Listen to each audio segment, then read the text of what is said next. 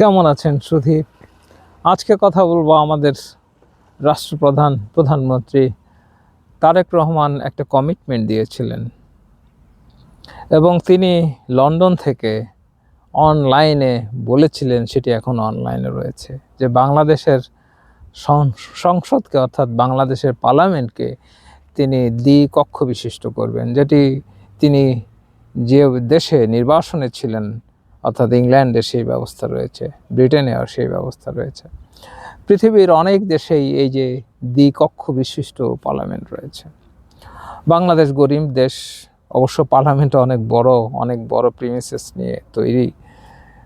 সেখানে 300টি আসন, আবার 50টি মহিলা আসন, 350টি আসন, এরপরেও আরও আসনের কি দরকার রয়েছে? আমার কথা হলো যে পৃথিবী অনেক এগুয়েছে, ফিজিক্যালি যে সবাইকে সংসদে ঘেউ ঘেউ করতে হবে এমন কোনো কথা নেই। এখন যদি প্রধানমন্ত্রী চান বিভিন্ন সংসদীয় কমিটি করে, অর্থাৎ যেমন ধরেন পরিবেশ বিষয়ক সংসদীয় কমিটি, তথ্য বিষয়ক সংসদীয় কমিটি, প্রত্যেকটা মন্ত্রণালয়ের উপরে সংসদীয় কমিটি করে সেখানে বিশেষজ্ঞ লোককে রাখতে পারেন, অনলাইনে ফোরাম করতে পারেন, হোয়াটসঅ্যাপে ফোরাম করতে পারেন, যে ব্রিটেনের সেই ফরম্যাটেই যে উচ্চকক্ষ রাখতে হবে, সংসদের এসি আলো বাতাস নষ্ট করে বিভিন্ন কথা বলতে হবে, কোনো প্রয়োজন নেই। এখন এই যে 2026 সাল, এখন একটা মোবাইল দিয়ে অনেক গণসংযোগ করা যায়। এখন এআই এর যুগ, আপনার অনেক বিশেষজ্ঞকে এখন আনা যায়। পৃথিবীতে বাংলাদেশ কিভাবে এগোবে, সামরিক ক্ষেত্রে বলেন, শিক্ষা ক্ষেত্রে বলেন, রাজনীতিতে বলেন, বাংলাদেশের অর্থনীতির বিভিন্ন দিকে বলেন, এর জন্য প্রয়োজন হচ্ছে আমাদের স্মার্ট ব্যবস্থাপনা।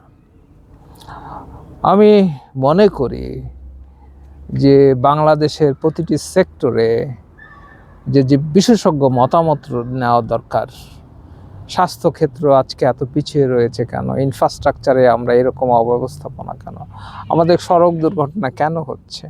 প্রতিটি ক্ষেত্রে বিশেষজ্ঞ শুধু নয়, মাঠ পর্যায়ে যারা ভুক্তভোগী, যারা জিনিসটার সাথে সম্পৃক্ত, তাদের মতামত নেওয়া খুব কঠিন নয়। আমি একটা কথা বলি, এই যে ড্রাইভিং লাইসেন্স নেওয়া হয়, আমি নিজে দেখেছি, আমি নিজে উপস্থিত ছিলাম ঢাকাতে, যে কিভাবে টাকা দিয়ে ড্রাইভিং লাইসেন্স নেওয়া যায়। আমি নাম বলবো না, আমি নিজে চোখের সামনে দেখেছি তাদের চাকরি চলে যেতে পারে। তাদের সাথে কথা বলেছি, দেখেন এরকম কেন হচ্ছে, আপনারা কেন এগুলো করছেন? তারা বলছেন আমরা না করে কি করব, আমাদের সিস্টেমটা এরকম। অর্থাৎ আপনি এই যে সড়ক ব্যবস্থাপনার জন্য যারা বিশেষজ্ঞ তাদেরকে যেমন নেবেন, এবং যারা রুট লেভেলে কাজ করছেন, যারা মাঝে আছেন, যারা একদম প্রান্তিক আছেন, যারা ব্যবহারকারী আছেন, তাদেরকে নিয়ে আপনি বিশেষজ্ঞ কমিটি করেন, এবং এটা নিয়ে সংসদীয় কমিটি করে একটা সাপোর্টিং কমিটি করেন, গণ কমিটি করেন। দরকার নেই দ্বিপক্ষ বিশিষ্ট। আর যদি দ্বিপক্ষ করেন, অর্থাৎ সংসদকে যদি দুই ভাগ করতে পারেন, খারাপ না। কিন্তু আমার কথা হচ্ছে যে সংসদকে এই যে দ্বিকক্ষ বিশিষ্ট করতে গিয়ে এই আনুষ্ঠানিকতার মধ্যে আসার কোনো প্রয়োজন নেই। এই যে সংসদে কেউ ভেউ ভেউ করে এই যে কথা বলা, এগুলোর কোনো প্রয়োজন নাই। কাজ করা দরকার। কাজ এখন অনেকভাবেই করা যায়। এই যে সংসদে দাঁড়িয়ে মজার কথা বলে এলাকার মানুষের কাছে নায়ক হওয়ার জন্য এই সংসদটা করে এখন আর লাভ নেই। এটা 2000 সাল, অর্থাৎ 2025 সাল আমরা পেরিয়েছি। আজকে আমরা এত এগিয়েছি সারা পৃথিবী, এখন গুগলের মাধ্যমে সারা পৃথিবী দেখা যায়। এখন একটা অ্যাপসের মাধ্যমে সারা পৃথিবীর আপনি বিমান যোগাযোগ ব্যবস্থা দেখতে পারতেছেন। এই সময় এসে যে একটা ফিজিক্যাল সংসদ লাগবে এমন কোনো কথাই নয়।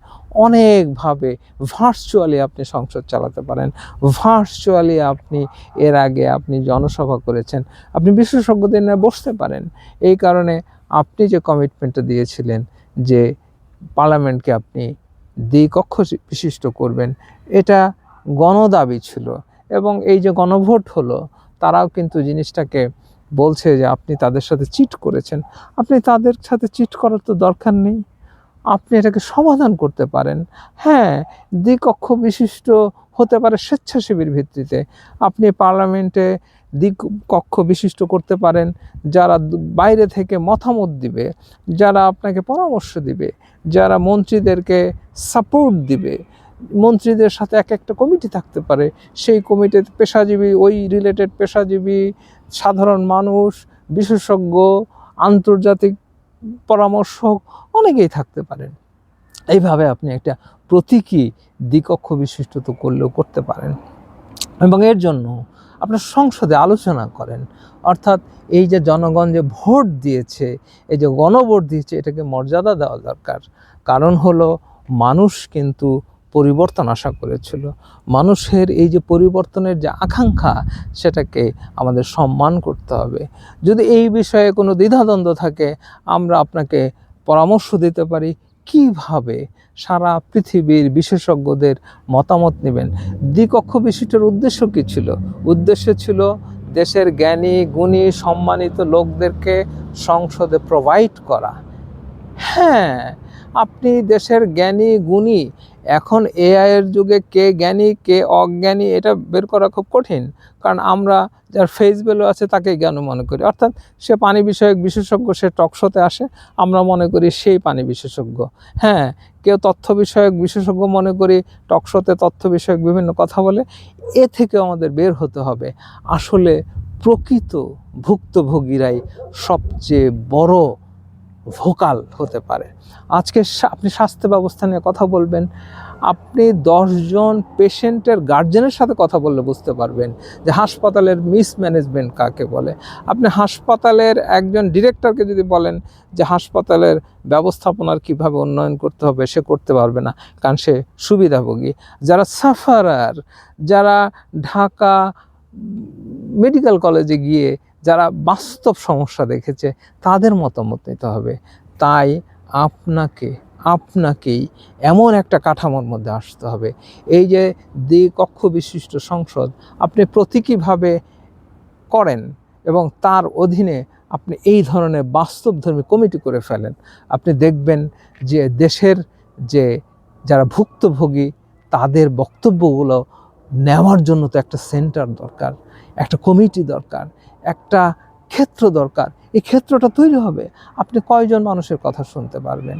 এই যে সাধারণ মানুষের, বিশেষজ্ঞদের কথা শোনার জন্য তো কিছু উইং, কিছু জানালা আপনাকে রাখতে হবে, কিছু সিস্টেম আপনি রাখতে হবে। সেই ব্যবস্থাটা করেন প্লিজ। আপনি যদি করেন, তাহলে এই দেশের মানুষের অত বড় ধরনের কল্যাণ না হলেও মানুষের কথা বলার, মানুষের এই বিশেষজ্ঞদের কথা বলার একটা সিস্টেম তৈরি হবে। সরকার তার পলিসি বাস্তবায়নের জন্য একটা সিস্টেম ক্রিয়েট হবে। এখন সোশ্যাল মিডিয়ার যুগ, যেভাবে বাড়ছে কথা বলছে, বিশেষজ্ঞরা কিন্তু সবসময় কথা বলেন না, তাদের গবেষণা করতে সময় লাগে, তাদের লাইব্রেরিতে পড়ে থাকতে হয়, তাদের বিভিন্ন রিসার্চ করতে হয়। তাদেরকে কিন্তু আপনার টকশোতে বা ফেস ভ্যালুতে, আপনি একটা লোক টকশোতে ইউটিউবে কথা বলল, তাকে নিয়ে আপনি বসায় দিলেন তথ্য উপদেষ্টা হিসাবে। দেশে কিছু মানুষ ফেস ভ্যালু তৈরি করলো, আপনি মনে করলেন যে সে বিশেষজ্ঞ হতে গেলে কয়েক বছর সাধনা করতে হয়। একটা কথা মনে রাখবেন যে একটা উচ্চাঙ্গ সঙ্গীত শিল্পীকেও অন্তত 20 বছর সাধনা করতে হয় শুধু এই বিষয়টি নিয়ে। একটা কোরআনে হাফেজকে শুধু একটা কোরআন সে মুখস্থ করতেও 5 বছর লাগে। অর্থাৎ সে আর অন্য কিছু করতে পারেনি, সে ওইখানে তার মনোনিবেশ দিয়ে হয়েছে। তাই যারা বিশেষজ্ঞ, তাদেরকে খুঁজে বের করতে হবে। তারা কিন্তু টেলিভিশনের সামনে কথা বলার মতন তাদের সময় নেই, তাদের ইউটিউবের সামনে বক করার সময় নেই। তারা নীরবে নিভৃতে গবেষণা করেন, তারা ভুক্তভোগী, তারা ভিতরে কষ্ট নিয়ে রাস্তায় রাস্তায় ঘুরেন। তাদেরকে পিক করতে হবে, তাদেরকে আহ্বান জানাতে হবে, এবং আপনাকে নীরবে ঘোষণা করতে হবে যে এই বিষয়ে কারা কারা আছেন, আমাকে মতামত দেন। এইভাবে একটি বিশেষজ্ঞ প্যানেল তৈরি করেন, এইভাবে একটা উচ্চ কক্ষ তৈরি করেন। আমরা আপনার সাথে আছি।